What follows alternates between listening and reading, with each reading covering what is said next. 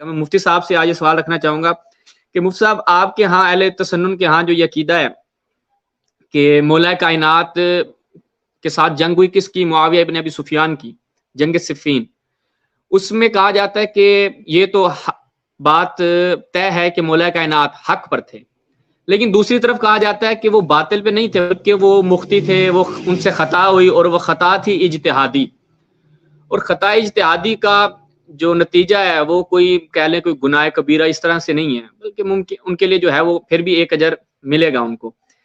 چلے ٹھیک ہے، یہ مولا کائنات اور معاویہ ابن ابی سفیان کے متعلق آپ نے فیصلہ کر دیا۔ سوال میرا یہ ہے کہ اس جنگ میں 70,000 بندہ قتل ہو گیا، اتنی خواتین بیوہ ہو گئی، اتنے بچے یتیم ہو گئے، ان کا کیا بنے گا؟ وہ کس کے سر جائیں گے؟ یعنی وہ 70,000 بندے کا خون کس کے سر جا رہا ہے؟ کیونکہ مولا کائنات کے سر بھی نہیں ہے، کیونکہ وہ کہتے ہیں جی حق پہ ہیں، اور دوسری طرف وہ مجتہد تھے، ان سے خطا ہو گئی، اور خطا میں 70,000 بندہ قتل ہو گیا، تو یہ 70,000 بندہ کہاں جائے گا؟ بروز محشر جو ہے یہ اپنا خون کس کے سر سے لے گا؟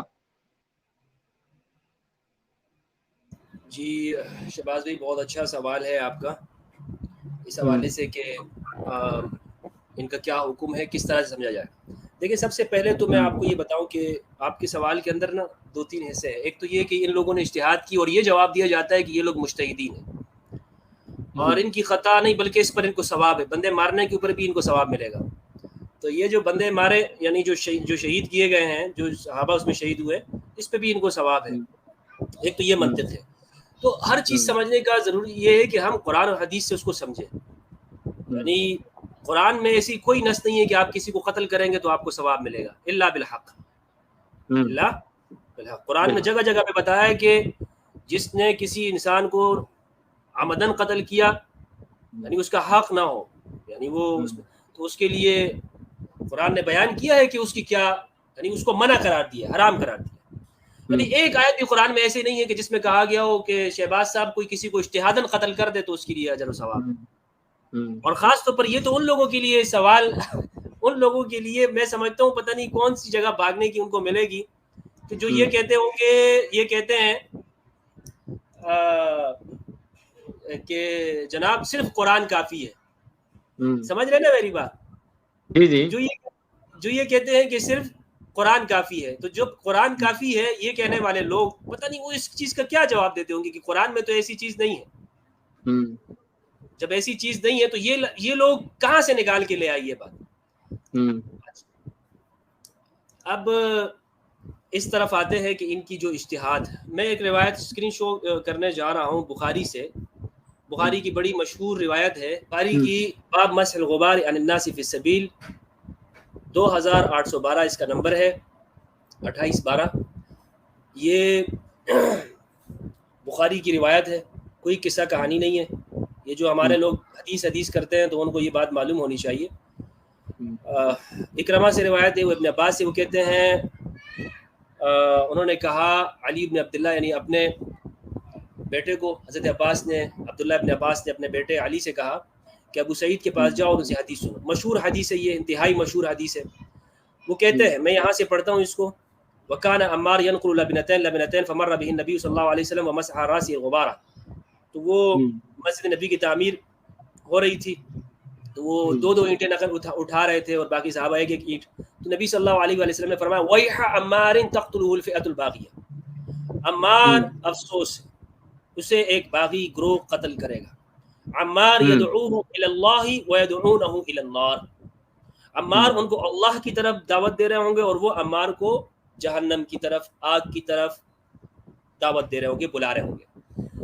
تمام سیرت نگاروں کا اس بات کے اوپر اتفاق ہے، اور شارحین حدیث کا، فتح الباری میں اس مقام کو پڑھ لیجئے، ابن حجر اسقلانی رحمہ اللہ نے وہ لکھا ہے کہ کس نے، یعنی محدثین سب نے شرح لکھی ہے کہ عمار بن یاسر رضی اللہ عنہ کو صفین میں شامی باغی گروہ نے قتل کیا تھا۔ اس میں کوئی خفا نہیں ہے، بلکہ سیر اعلام النبلاء کے اندر ذہبی نے نقل کیا ہے کہ عمر بن عاص ان کا اعتراف موجود ہے کہ ہم نے قتل کیا ہے۔ یہ یعنی اتنی تواتر کے ساتھ یہ بات معلوم ہے نا کہ کوئی متعصب اور متعنت شخص اس بات کا انکار کرے گا اور کہے گا کہ نہیں نہیں نہیں نہیں نہیں، اس میں انہوں نے قتل نہیں کیا، وہ جاہل آدمی ہو۔ تو یہ طے ہے، یہ روایت معلوم ہو گئی۔ اب اس کا جواب یہ دیتے ہیں جو ہمارے ہاں لوگ مانتے ہیں کہ ہاں وہ کہتے ہیں کہ شامی گروہ نے قتل کیا ہے، وہ کہتے ہیں لیکن اجتہاد کیا ہے. سید صاحب غور کیجئے وہ کیا کہتے ہیں، اجتہاد کیا ہے، کیونکہ مسلم کے اندر روایت ہے کہ جو اجتہاد کرے گا اور اس کا اجتہاد صحیح ہو تو اس کے لیے 2 اجر ہیں، اور جس کا اجتہاد غلط ہو جائے اس کے لیے 1 اجر ہے. اس لیے ہاں یہاں پر جو قتل ہوا ہے نا حضرت عمار کی جو شہادت ہوئی، اور جو اتنے سارے آپ نے بتائے 70,000 جو صحابہ شہید ہوئے ہیں ان کی وجہ سے، ان کی بغاوت کی وجہ سے، تو یہ اس میں وہ اجتہاد کے اوپر ہے.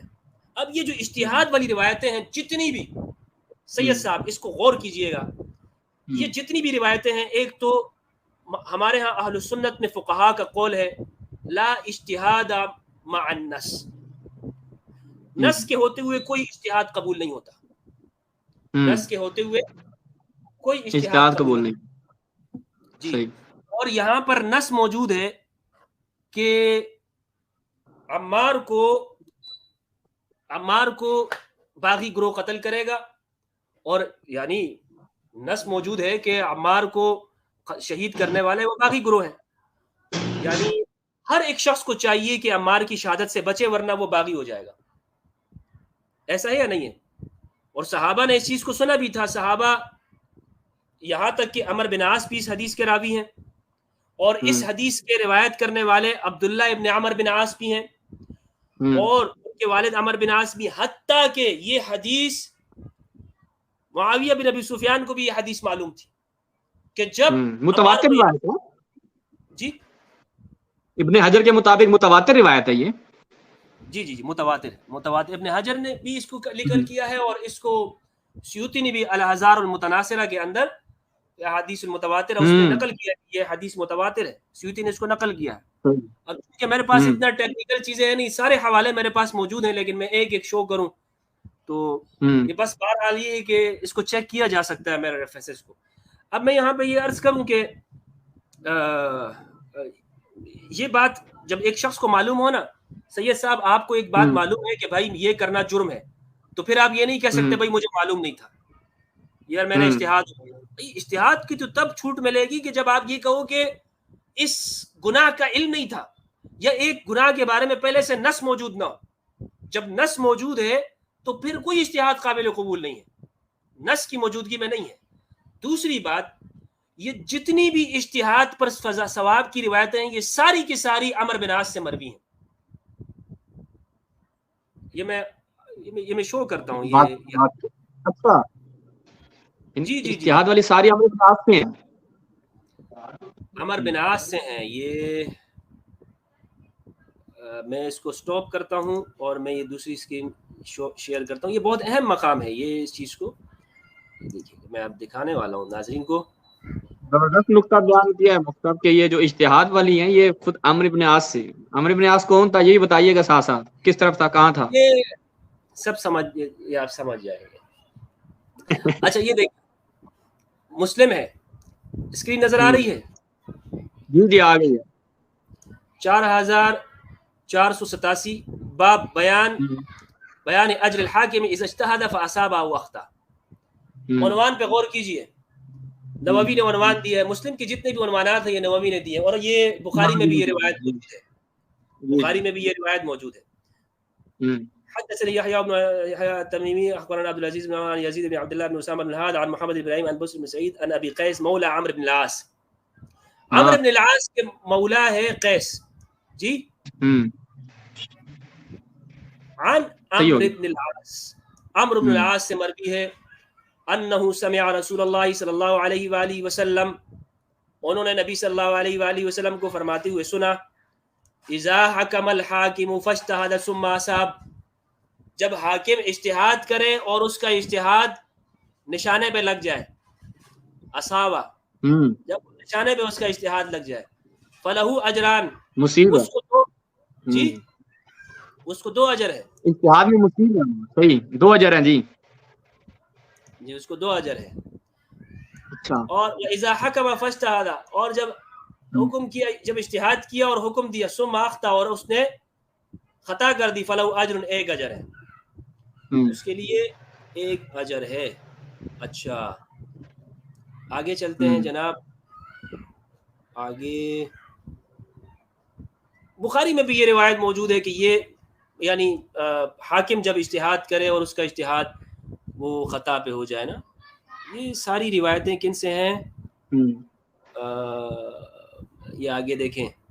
اخبرنا مروان یعنی ابن محمد دمشقی حدثنا لیث بن سعد حدثني يزيد بن عبد الله اسامه الليثي بهذا الحديث مثل روایت عبد العزيز بن محمد بالاسنادين جميعا. یہ بھی اس میں دمشقی آ رہا ہے، شامیوں کی روایت ہے. یہ بھی ایک سند اس کی بیان ہے. ٹھیک ہے، وہ بھی تو معلوم ہوا کہ یہ ایک تو شامی روایت ہے. کیا معلوم ہوا کہ ایک یہ شامی روایت ہے.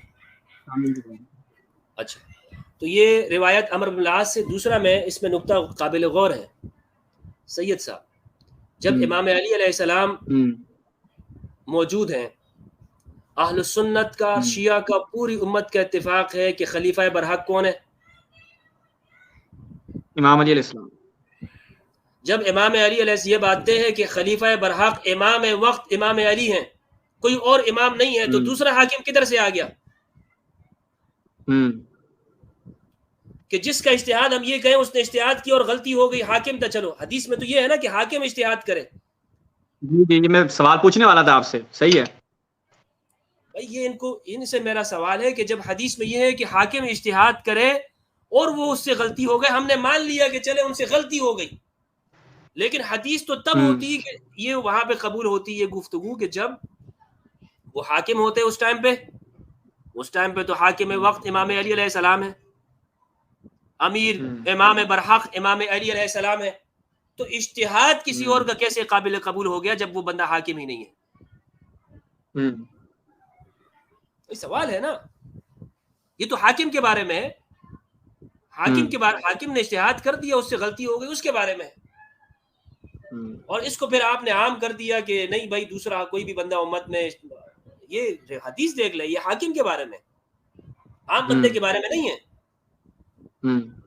اگر ہے تو کوئی مجھے دکھا دے کہ یہ عام بندے کے بارے میں ہے.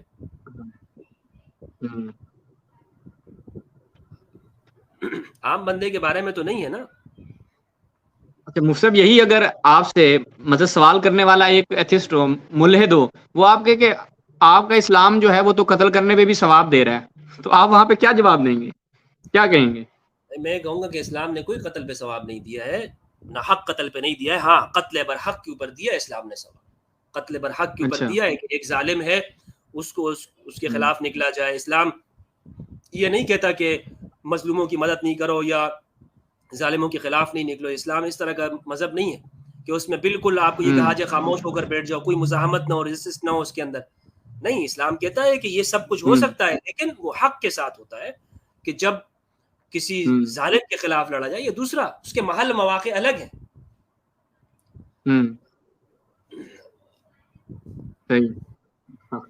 تو اس میں ایک ابھی آپ نے پڑھا کہ یدعوہم الی النار، وہ جو ہے یدعونہم، کیا تھا اس کے متن، کیا تھا؟ یدعونہ الی النار، وہ عمار کو جہنم کی طرف دعوت دے رہے ہوں گے. تو یعنی وہ جو سامنے والا گروہ ہوگا وہ جہنمی گروہ ہوگا یا جہنم کی طرف دعوت دینے والا ہوگا؟ اس میں کیا فرق ہے؟ نہیں دیکھیں، اس لیے کہ اس میں تھوڑا سا اس طور پہ فرق ہے کہ یہ ایک عمومی حکم ہے. وہ گروہ اس طرح سے ہے کہ جو ہے ہاں وہ گروہ یعنی اس گروہ کو حق کے اوپر نہیں کہا گیا ہے. اور لازمی بات ہے کہ امام کے خلاف بغاوت کرنا، ہمارے ہاں تو کتاب البغات نے امام شافعی رحمہ اللہ نے وہ فرمایا ہے کہ میں نے سارے احکام امام علی علیہ السلام کی جنگوں سے لیے. امام حنیفہ نے بھی یہ لی ہے. آپ ہماری کتاب البغات پڑھ لیں تو اس میں لکھا ہوا ہے کہ باغیوں کے اوپر، تو حتیٰ کہ باغیوں کے اوپر جنازہ بھی نہیں پڑھا جاتا. باغی جو ہے نا، باغی یعنی اس مراد میں ہے کہ وہ نافرمانی ہے، ساتھ بالکل نافرمانی ہے کہ آپ خلیفہ وقت سے بغاوت کرتے ہیں اور اس کے خلاف نکلتے ہیں. اس پہ تو امت کا اجماع ہے، یعنی پوری امت یہی بات کہتی ہے. صحیح.